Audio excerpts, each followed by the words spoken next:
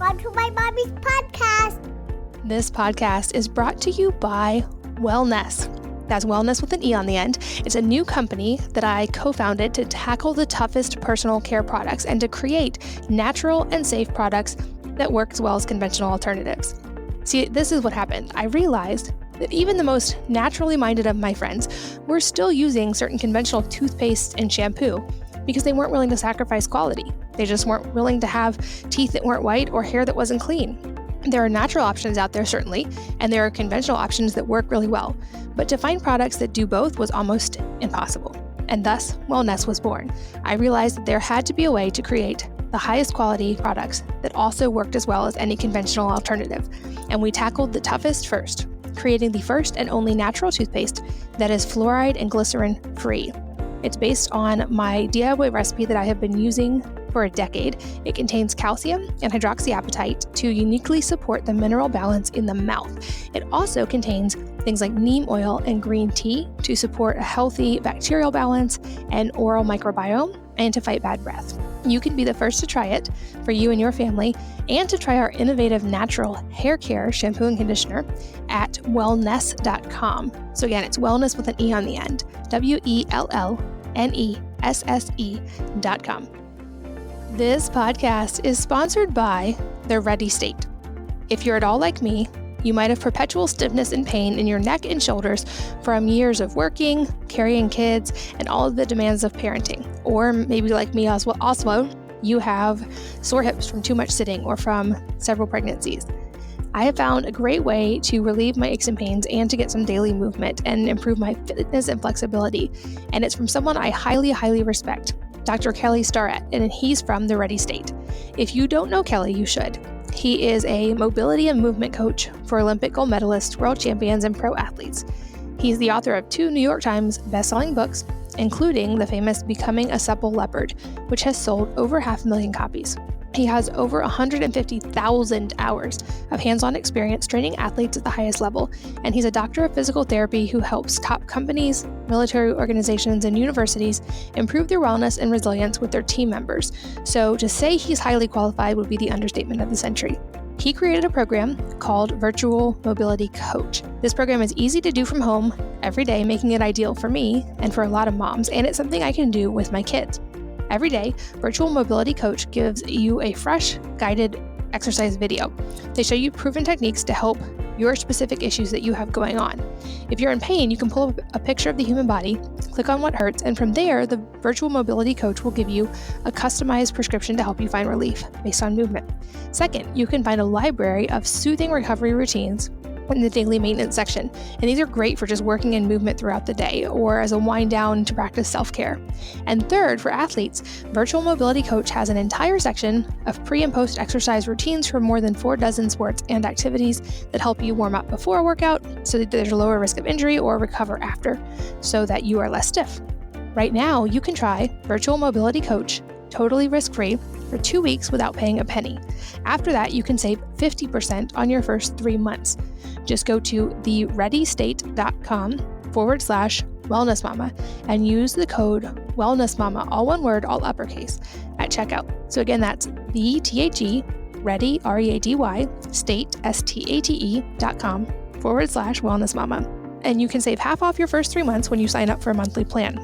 You'll get personalized techniques to relieve nagging pain and to improve your fitness and flexibility. So again, check it out, thereadystate.com/wellnessmama, and sign up with the code wellnessmama.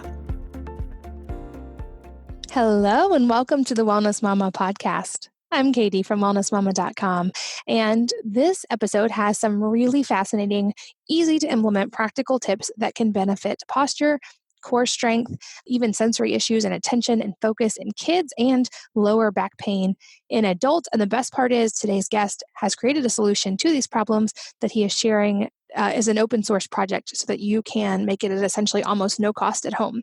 I'm here with Dr. Turner Osler, who's the CEO and founder of QOR 360. He's a retired academic trauma surgeon, turned research epidemiologist who has published over 300 peer-reviewed medical papers and book chapters. He definitely knows this topic. As a physician who suffered from the tyranny of conventional chairs for most of his life, his quest for a healthier way to sit led him to develop the Red Rocker, which is a new geometric solid type of device, the eccentric bicylinder, and also these active seating products that we're going to talk about today, including one that can be used for kids and adults called button chairs. So, without further ado, I know that you're going to really enjoy this episode, and I hope that as parents and those of us that are also educators, we can start implementing some of his practical solutions in our day-to-day lives. So, let's join Dr. Turner Osler. Dr. Osler, welcome. Thanks for being here. Well, I'm delighted to be here, Katie. Well, I am so excited to go deep on a topic that I think is really, really important today. And I know that you think it's super important as well. And to jump in, I think let's start broad and then kind of narrow down. So we've all probably heard that, sitting is the new smoking, and there's all these things about why we shouldn't be sitting as much. And certainly as Americans, at least, we tend to sit more than we should. But explain to us from your really vast knowledge base on this topic, what is the science of sitting when it comes to this? And is it as bad as we think? Well, it's not just as bad as we think, it's probably worse. The catchphrase these days is sitting is the new smoking, which is truer than you might think. I mean, it's a pretty exact analogy. For most of the 20th century, people thought smoking was normal because everybody smoked, and how could it be a problem? Even physicians were kind of sucked into thinking smoking was kind of a normal human activity. And it wasn't until the spell was broken by research and statistical analysis that showed that smoking was terrible for people. It not only caused lung cancer, but emphysema and heart disease, and was the leading cause of amputation, second after diabetes. So, smoking was a catastrophe for humans that was just hiding in plain sight. People couldn't see it because they thought it was normal. Fortunately, we've gotten beyond the whole smoking catastrophe. But now it turns out that sitting is really bad for people, but it's the same story again. People think sitting is what everyone does because chairs are are everywhere, and people spend most of their day sitting. So how could it be a problem? Because it just seems normal. Yeah, exactly. Well, and I think I don't remember the exact statistics off the top of my head, but especially for Americans, sitting is very much the norm, and it's kind of really drastic and scary how sedentary we are as a population. Right, and it's huge. The average American spends 8 hours a day sitting. How is that even possible? Well, breakfast, lunch, dinner, the car on the way to work, sitting at the PC at work, sitting at the PC at home, watching and it's bedtime. People spend most of their waking hours sitting. But sitting is a profoundly unnatural thing for our species that for the last 3 million years were hunter-gatherers. We were out chasing rabbits and running from jackals. And when we all suddenly sat down about 100 years ago, it was a vast science fair project that's really gone very badly for us. We have these increased rates of obesity and hypertension and diabetes and heart disease. The business of sitting in a sedentary way has had catastrophic consequences for people's health and well-being. But because it kind of crept up on us, we're only just now being able to see the horror of the situation through the clear lens of medical research and epidemiology. Yeah, exactly. And I think that's an important point to underline. Like you mentioned, up to 8 hours a day, which is a lot of time to sit. And what was interesting about this, I think this is also a thing that at least a lot of us as Americans tend to do is like, okay, well, then we should just counteract that by moving. Like, let's do as much movement as possible in a short amount of time, like exercise. And of course, I'm not going to downplay the importance of regular exercise. It is very, very important. But I think there's a misconception that we can undo the damage of sitting just by going to the gym every day. Right. And that came as a surprise to even epidemiologists because, it seems logical that, if sitting is bad, then moving is good. And if you could get a whole lot of moving in a hurry, that would be terrific. But it turns out that doing cardio at the gym is good. And, an hour of panting and sweating is terrific for your cardiovascular system. But the real downside of sitting is that the mere act of being sedentary takes a toll on us. And that toll is not undone by going to the gym and exercising vigorously. It's counterintuitive, but it's very clear in the epidemiologic research that it is sitting still per se that is the problem.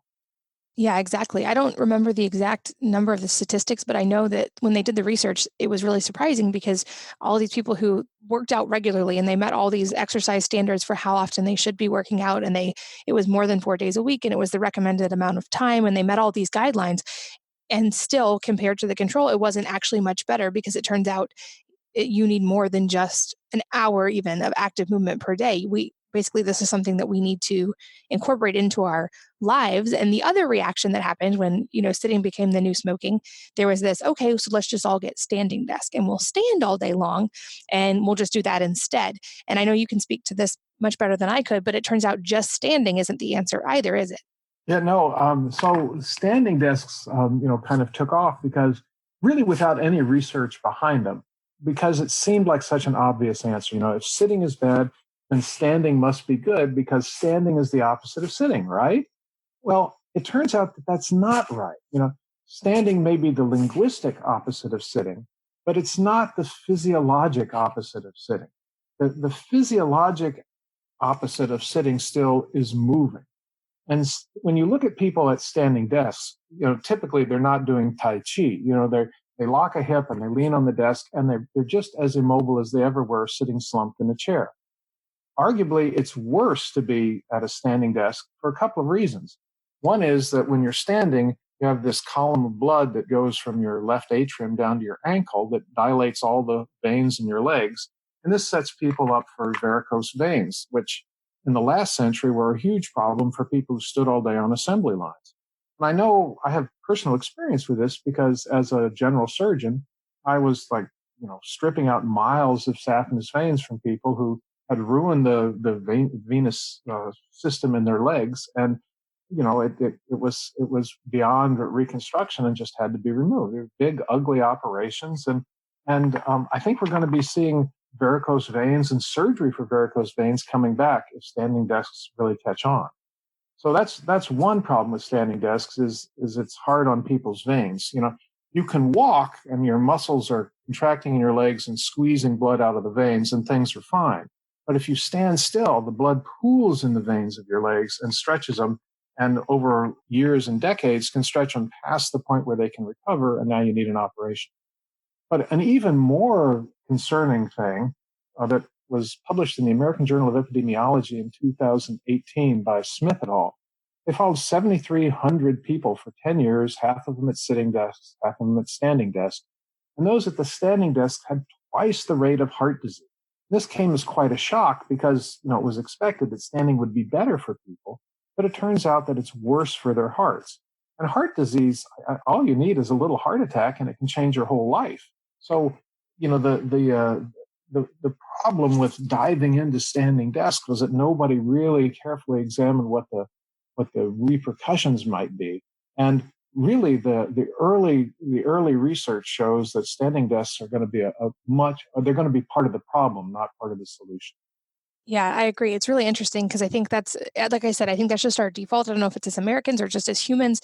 It's like, oh, okay, this one thing is bad. Let's pivot and focus completely on this other thing. And we've done that now multiple times. And we haven't gotten it right yet. So let's talk about what the ideal scenario is. And I know I want to go in several directions with this, for our kids, for us in a work environment, for our home environment. I think there's so much we can change and optimize, but explain just as humans and movement in general, what is an ideal scenario? Well, the ideal scenario is to just go back to being hunter gatherers, where you spend most of the day walking. We're as a species we're unique in that we have an exercise requirement. Our kindred species, bonobos and chimps and orangutans and gorillas are quite comfortable just sitting all day, cracking nuts and eating them, and then lumbering up into a tree and making a nest for the night. These species don't require exercise. But when humans took the fateful step, from the bush out onto the savannah to become hunter-gatherers, we adapted to the lifestyle of a hunter-gatherer, which would involve 5 or 10 or 15 miles of walking in a day.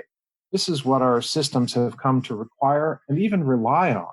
Hippocrates, famously observed 2 millennia ago that walking is man's best medicine. We're really designed to be an active species and moving all the time. shockingly, when we sit down, none of that happens. Our muscles go dark and we get zero exercise. So what we really want is some way to sit that would let us be in constant motion, that would in some way recapitulate walking. And people have, come up with the idea of treadmill desks, so you can like trudge along at a mile or two an hour all day long. But this hasn't proved very practical because your cubicle mates hate the noise, and they're expensive, and it's very hard to handle a mouse while you're walking more than about a half a mile an hour.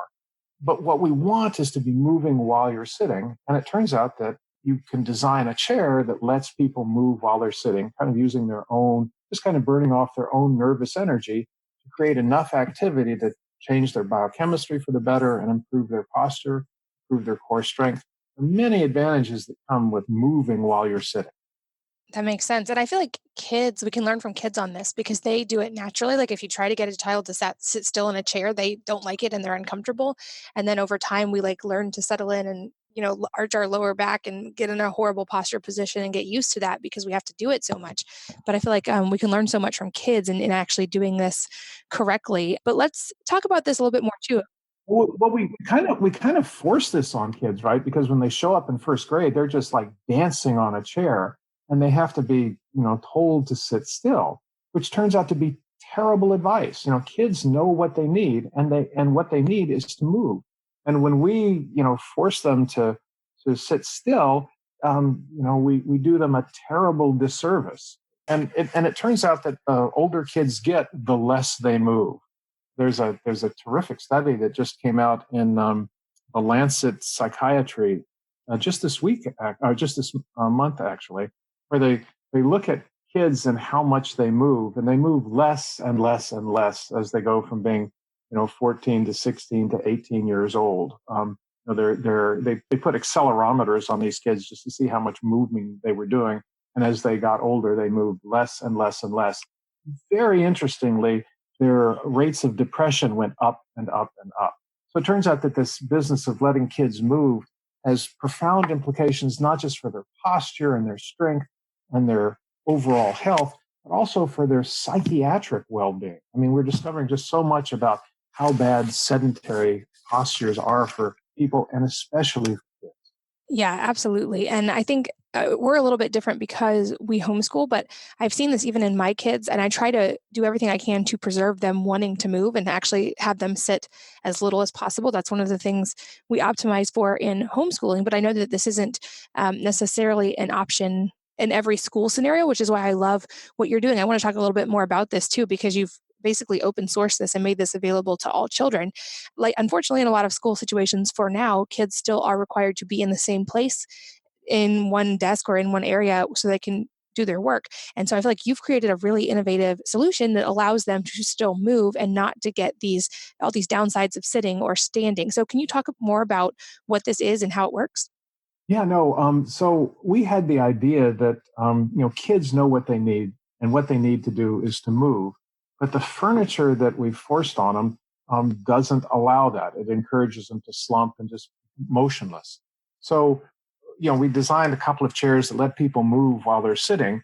But the idea of getting chairs into under 25 million school kids in the United States just seemed like it would be a very expensive proposition for schools that are always strapped for cash. I mean, you can't afford glitter for their preschoolers' art projects. So we had the idea that we would design a chair that we could give away. We give away the design as a CNC router file, computer numeric controlled router. It's a machine that takes a piece of plywood and just like stamps out pieces like a cookie cutter. Only the pieces are big enough that they fit together and turn into a chair. And this chair has got like the joints designed into the pattern, so they just click together without screws or glues or anything. And for motion, we started out using a tennis ball as the thing between the seat and the chair structure.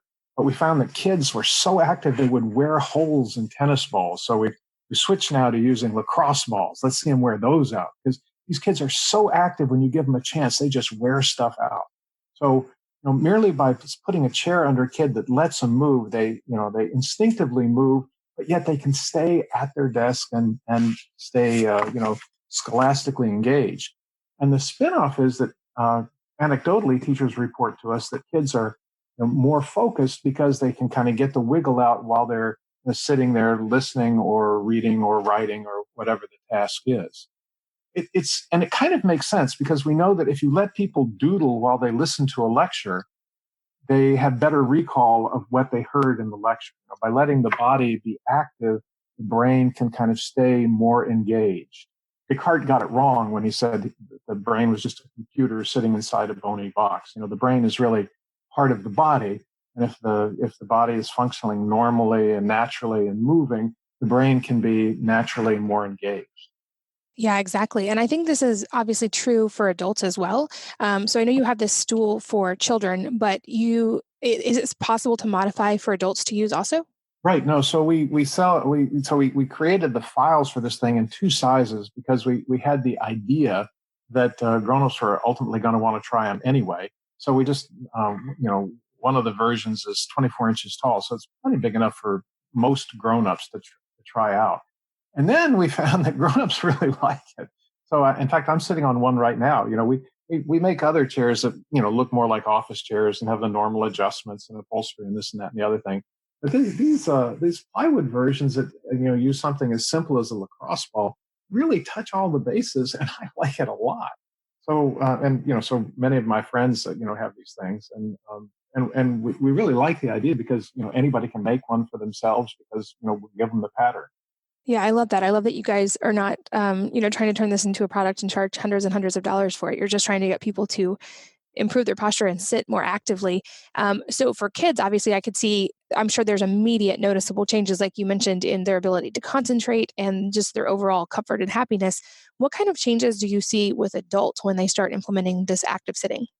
Well, that's really been kind of shocking. I had the idea that this would be good for people's biochemistry, and it would be a hard thing to get people to buy into because this weirdo chair that we're proposing will keep you from having a heart attack 20 or 30 years from now. Just it's not a powerful sell. But we noticed that when you put people on an active chair, their posture gets better really within minutes. Within about 90 or 120 seconds, their sternum comes up, their head comes back, the lumbar lordosis in their spine reasserts itself, and the shoulders relax, and really people get to very excellent posture very quickly if you just let them sit on something that requires that they continuously rebalance their posture. And so that was the first thing, was that when we were trying this out on innocent people who were just walking down the street, we'd have a few of our chairs out on Church Street in Burlington and just invite people to try them out. And the thing we noticed was immediately their posture got better. And people liked it because it was kind of fun. And so, we started, trying these things out in other places. And we dropped off a bunch of them at Burton Snowboards, which is a local business that makes all the snowboards in the world, I think. And so they took a dozen of them, and then they called us up and said they wanted a dozen more. And when we went by to drop off a dozen more, somebody at the desk said, you should meet Seth. He's a real fanboy. So ultimately we met Seth, and Seth was the head of IT at Burton Snowboards. Seth got one of our chairs, and within days his back pain problem was solved, and he was just wildly enthusiastic and said, we'd given him back his career.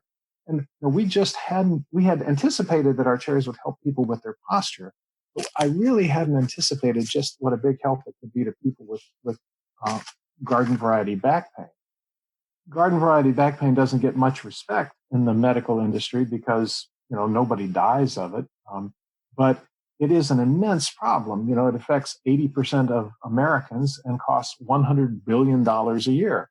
That's right up there with the costs of cancer and heart disease. So, back pain is an immense problem, and it turns out that active sitting, can be a big help. Yeah, absolutely. And I think probably adults, even though kids naturally just are great teachers in this and they want to move anyway, I feel like adults might actually see bigger benefit because I know so many people, even in my own life, who just have this like mild lower back pain, and it's not horrible or debilitating, but it's really frustrating for them. And so to be able to have a solution that's simple that also is going to hopefully reduce the risk of a heart attack down the road or also lead to these other changes, I think that's really amazing to be able to have. Right. No, it's hard for us to know, where to begin telling the story, because I think sitting actively actually provides all of these benefits. And just exactly how important each of these things is kind of depends on who you are and what your problem is. But people with really bad back pain, they write us emails that are pages long about just how this has changed everything for them. It's really pretty gratifying, and it makes all the time we spent inventing this thing seem worthwhile. Absolutely. So I'd love to talk about kind of the differences around the world as well, because I've mentioned in a couple questions that I think a lot of these things are at least worse in the US, that our culture definitely, we just end up sitting a lot more. And I haven't been to Japan, but I've read a decent amount of how, like in places like Japan, for instance, they are better about this or their culture has naturally built in better forms of sitting. Is that actually the case? And what can we learn from them? No, it's very interesting. I was giving a series of lectures at a Feldenkrais conference in Washington D.C., and there was a woman from Vietnam there who said that told the story that when her family came to the United States as people immigrants, they were taken in by a church in Milwaukee and provided with an apartment. So these people right out of Vietnam, where they had been fishermen, suddenly are in Milwaukee. So their sponsors were going to come by and take them to dinner, and here they were in their apartment, and there was all of this weird furniture that they had never seen before because they were Vietnamese and had never seen Western furniture. So when their sponsors came to pick them up to take them out to dinner, they found them squatting on top of chairs and squatting on top of stools because the idea of sitting in a chair never occurred to them because the culture was built around the posture of squatting or sitting seiza on the floor or sitting cross-legged. But sitting in a chair was just something that wasn't part of their culture at all. And incidentally, back pain is basically unknown in Vietnam. So the more the Western chair permeates a culture, the worse that culture's problems with back pain and sitting disease become.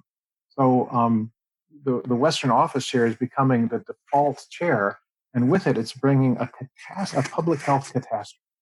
Wow, that makes so much sense. So let's talk about the biomechanics from both your experience as a surgeon and also a research epidemiologist. How does, for instance, sitting cross-legged or squatting differ? Is that considered an active form of being still? Like, is that how does that change our posture and our all of those other things we've talked about compared to just sitting? Right. So when you're sitting cross-legged, you're responsible for the posture of your spine, and you require your internal and external oblique and your transversalis and your multifidus to all kind of position your spines so that you can sit upright. When you put someone in an office chair and they just slump backwards against the back of the chair, all their muscles go dark and their posture really turns to the worst possible form.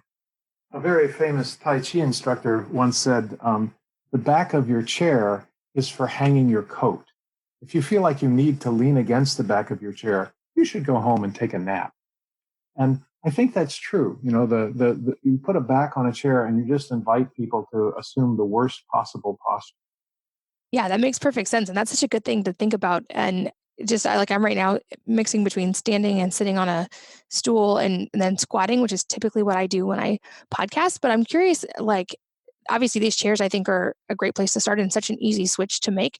But are there any other ideas or recommendations you would have on how we could upgrade and optimize our offices, our homes?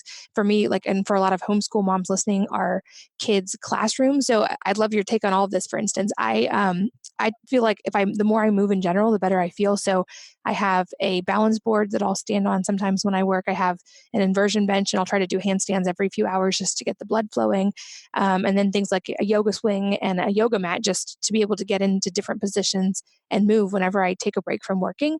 But based on your research, are there ways that we can upgrade our environment like that, or what other suggestions would you have?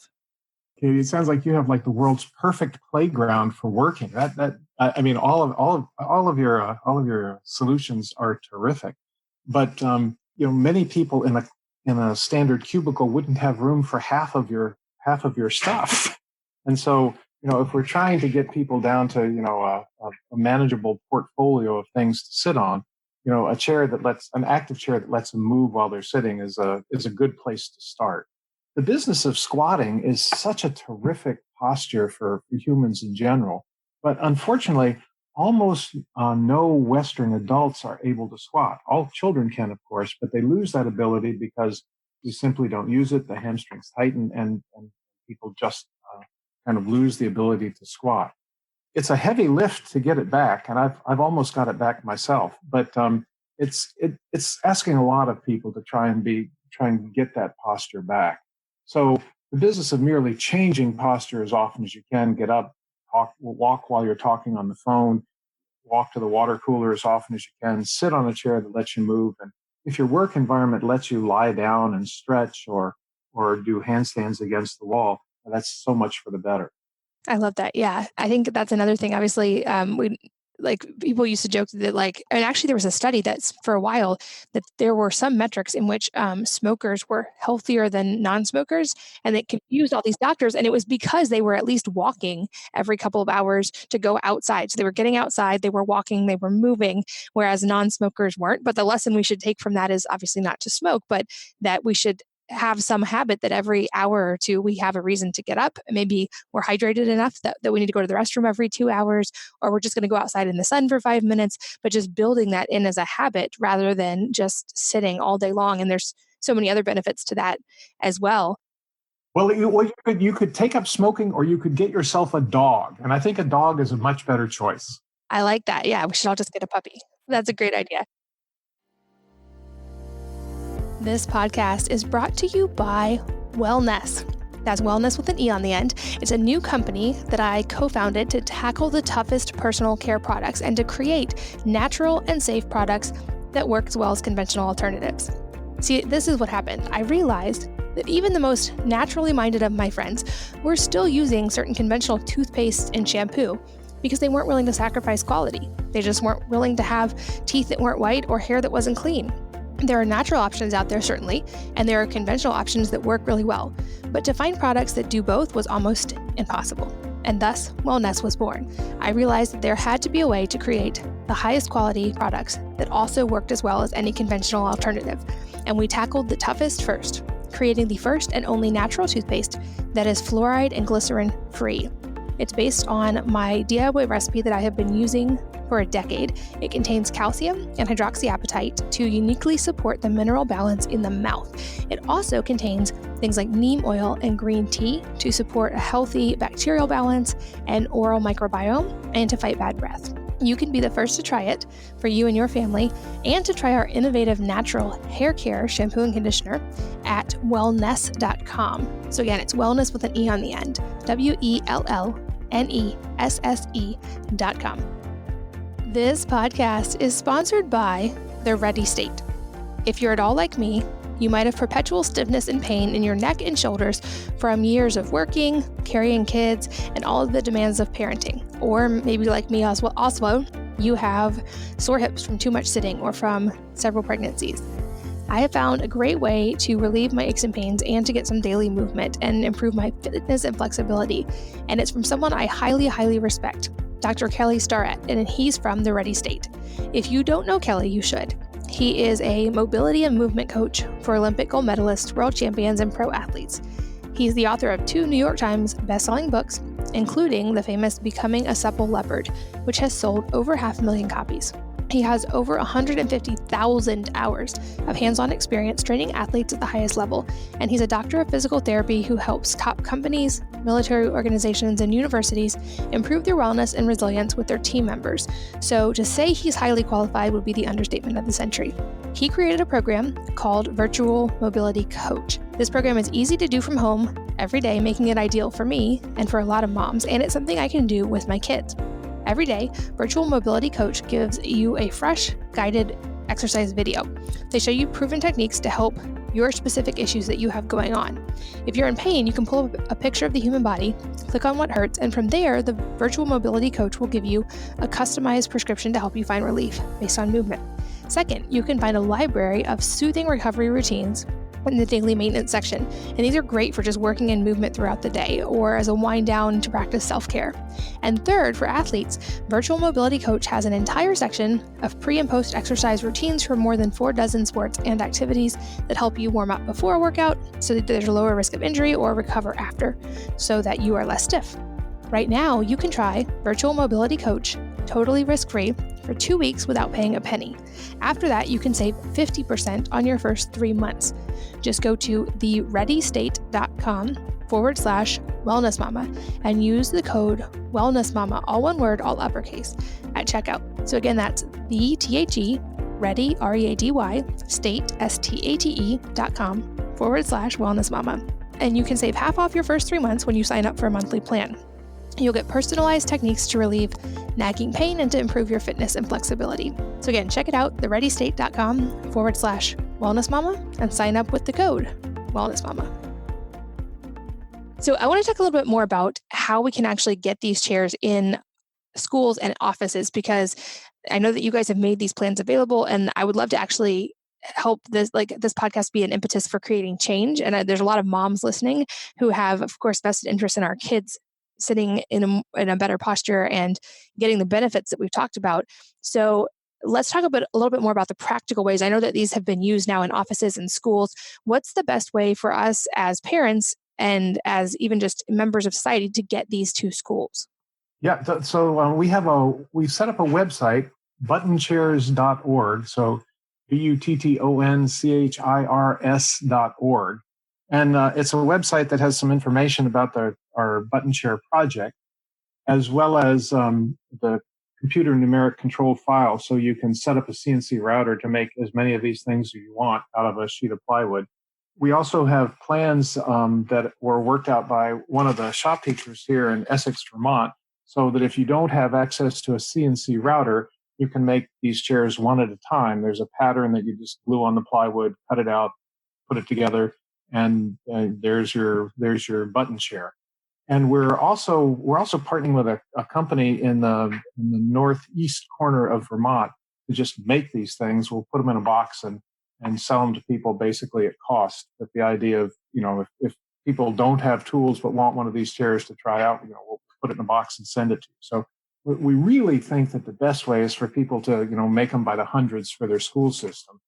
So people can try them out. We also have plans for making them one at a time with standard hand tools. Any idea how people would go about finding one of these large-scale router machines in their area? Is this something that any kind of school would have, or university or home improvement store? Where can people find those? So for a while, I was using the CNC router at our makerspace here in Burlington, Vermont, which is called the Generator. But many high schools have them now. They're just part of shop class these days. It's the modern way to cut wood. So almost any small to moderate sized city will have access to a CNC router someplace. I just last week I was in New Hampshire, in Lebanon, New Hampshire, visiting a school system that had found a mill shop that had a CNC router, and the guy got so excited about the school's project that he donated the plywood and donated his CNC router to make a bunch of chairs for the school. So these partnerships can arise, quite organically when people have the machinery and are just eager to give back to the school system.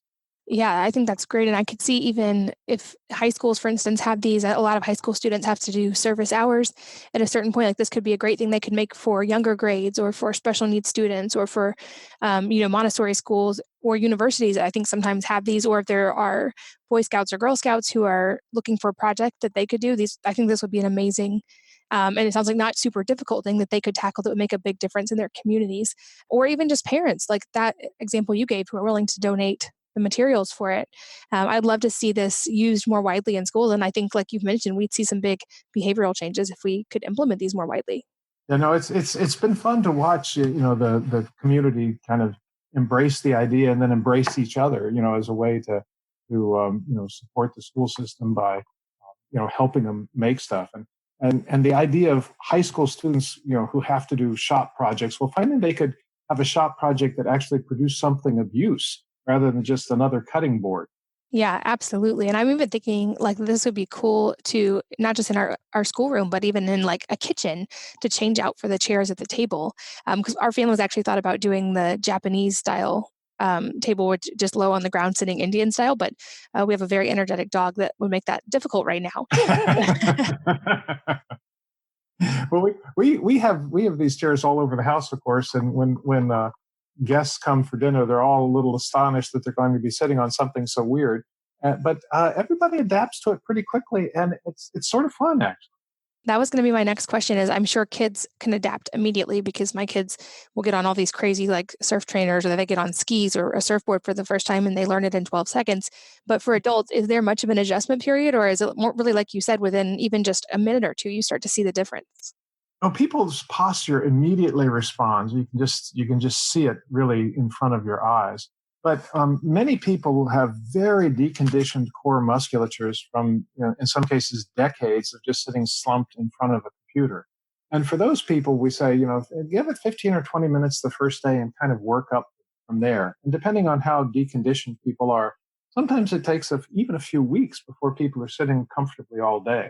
But really, we've got people who are in their 80s who sit on our chairs all day long and are delighted because, as one of these old guys said, for the first time in my life, I've got a six pack. This is very cool to hear an 83-year-old say that. Wow, that's really drastic and probably appealing. I mean, certainly, like core strength is something I've struggled with since having children, since my muscles have been moved around so much. And it makes me think, I wonder, is this also really beneficial for pregnant women? Because when I was pregnant, I made an effort to sit on a big yoga ball because my midwife said, it's much better for you if you're not just sitting and arching your lower back and that you want your pelvis open and you want your hips open and you want your posture good so that when it comes time to deliver the baby, everything's in the right position. So I was much more cognizant of that when I was pregnant, but I'm wondering if this would also really help a lot of pregnant women with some of those common complaints like sciatica and lower back pain and restless leg and just all those things that can also be a result of too much sitting, especially when you have increased blood flow like that. Yeah, no, we have just a handful of women who've been through pregnancy, kind of sitting on our chairs. And the early reports are very positive. But to actually do a research project, you need a lot of pregnant women and a spreadsheet and a few other things. So we don't have scientific results, but we do have some pretty enthusiastic women. Squatting, of course, is a terrific posture to be practicing if you're getting ready to have children as well. If squatting is something that you can easily still do. For those of us who, because I'm with you, I'm almost back to being able to do a natural squat. But like you said, a lot of people, this is something we lose the ability to do, even though all of my children, as soon as they could start walking, that was the first thing I would notice is they can do a perfect squat and they can stay like that for a really long time. And it's like everything I tell my kids, don't lose the ability to do all these things you can do, the pull-ups, the handstands, the squatting. It's so much harder to get it back. But for those of us who are our adults who have lost the ability to do some of these things, do you have any tips for learning to get it back? I would guess just active sitting and better posture definitely is a step toward that. But are there other ways we can nurture these good movement patterns? Well, active sitting is a long way there because you just have to make one change. You just have to take your Herman Miller Aeron chair and put it out in the garage and put an active chair under your desk, and then you get immense benefit really every minute that you're sitting every day. Other than that, the activities that appeal to you are the ones that you'll be able to continue. So if you love yoga, yoga is a terrific solution. But if you love martial arts is a terrific way to stretch and condition and so on. I think you just have to follow your passion, but rather than turn body maintenance into another task that you have to do every day. The genius of active sitting is that you get to do it every day, but you only have to decide to do it once by swapping out your chair. Yeah, exactly. I'm a big fan of these kind of like passive changes that make a big payoff. And I think this is an easy one. Like it's not like something you have to remember to go work out every day or you have to remember to take supplements every day. It's something, like you said, you do it one time and then you're good. And another example of that for me is I have something called a chili pad that goes under my sheet in my bed, and it can heat or cool your bed. For me, I use it to cool my bed. It can go down to as low as 55 degrees. There's all this research showing that sleeping in a cooler environment is really beneficial, but it takes a lot of energy to cool the entire house to a lower temperature. So by putting this in my room and programming it, now I sleep at a cooler temperature. It burns fat. It does all these things, improves sleep, but I don't have to think about it anymore. So I'm with you. I'm a huge fan of these one-time changes that can make have lasting benefits for our health. So just another reason I love this and wanted to make sure I shared this with everyone listening today, because I think it's a low cost, easy change, like you said, that can make a huge difference, especially with we're seeing such rampant back problems and all these issues in our kids. And that one-time easy switch. Yeah, I like the idea of burning more fat in a colder environment. It turns out that babies can't shiver. They just don't have the neurologic setup to do it. And yet they have a huge surface area and get cold easily. So in order to keep babies from dying of hypothermia, they come equipped with something called brown fat, which is a different texture and color of fat that's just in with the fat typically around the back of the child and maybe around the kidneys and some other places. And what it does is it just burns glucose and generates heat to keep the child warm. It's like a built-in space heater. It's a very cool workaround for keeping babies warm when they don't have the normal mechanisms of shivering. But it was discovered that adults actually retain some brown fat, and it can even be induced to proliferate. So by exposing yourself to colder environments, like finish your shower with a cold blast, you can induce your brown fat to grow and prosper and burn calories for you. It's another workaround to increase your overall body health just by subjecting yourself to a colder environment. Like a shower is a very easy thing to make cold if you're willing to do that. But it's a decision you have to make after every shower. Yeah, exactly. And I know an objection I commonly hear on things like this is people say, well, that's not a natural thing. Like we shouldn't have to go out of our way to do all of these things. And my response always is that never before have we faced so many of these negative inputs, like the idea of sitting for most of the day, or like the idea of being temperature controlled at all times. This was never available in human history until now. And because of all of these negative inputs from pollution, from our poor food supply, et cetera, we need to now be proactive at counteracting them. And so when it's small changes you can make that are not an effort every single day, that's the easy starting point to me, 80/20 it, and then do the hard stuff. Yeah, exactly. No, it's astonishing that the vast intelligence of our species has been devoted to making our lives better, in quotation marks. But really, by having food constantly available and the temperature constantly controlled, it's been a catastrophe for our biologic life. And so, trying to get back to our hunter-gatherer roots by, at least experiencing cold occasionally or experiencing motion constantly is a essential part of being healthy in the 21st century. Exactly. And my take on it too is that I'm a big fan of kind of the Pareto Principle, 80/20 rule. And I think you start with the biggest and easiest changes, like I said. So sleep is something we all do every single day. Optimize your sleep environment. That's an easy change you can make that pays big dividends. Then we're all sitting so much. If you can optimize the way that you're sitting and optimize your posture, that has a big payoff. Same thing with like food. Most of us eat every single day, or unless we're fasting. So optimize your food situation, but then also occasionally mix it up and fast or do something different and work on that metabolic flexibility. But because we live in a time when all of these things are always available, we have to be a little bit more intentional, like you said, about mixing it up and keeping our body in its optimal state. So I love that you are making this possible with this active sitting, even from kids from a young age. I think that's such a gift to them. And I love that you have just open sourced it and made it available to all of us. Well, it's I'm not going to have another idea this good. So it's extremely exciting for me to have so many people embrace it. And you too. It's terrific to be on your show.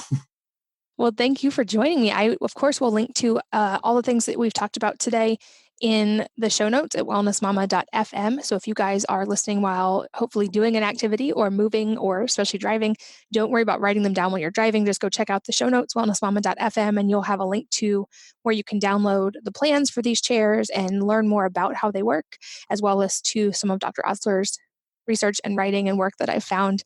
But just for people listening, Dr. Osler, where can they find you and continue learning? So we have a website, qor360.com, that has a blog and other stuff. And I did a TED Talk, I don't know, about 8 or 9 months ago on the whole button chair project of making chairs free for schools. If you were to Google TED X and Osler, you'd find my TED Talk pretty quickly. Awesome. Well, I will, like I said, I'll make sure all of those are linked in the show notes. And for all of you guys who are listening who are parents or educators, I think this is a really cool thing we can do for our kids and our schools. And so I hope that you will check it out and see if it's something that you can implement. And I also hope that this episode has raised awareness for all of us just on little changes we can make to begin moving more day to day without having to run a marathon or do anything extreme. But just those little movements that can let us have, 6-pack abs when we're 80 years old. So again, Dr. Osler, thank you for your work and for making this available and for your time today. And I am really grateful that you were here. Thanks so much, Katie. It was fun. And thanks to all of you for listening, for sharing your valuable asset, your time with us today. We're both so grateful that you did. And I hope that you will join me again on the next episode of the Wellness Mama podcast. If you're enjoying these interviews, would you please take 2 minutes to leave a rating or review on iTunes for me? Doing this helps more people to find the podcast, which means even more moms and families can benefit from the information.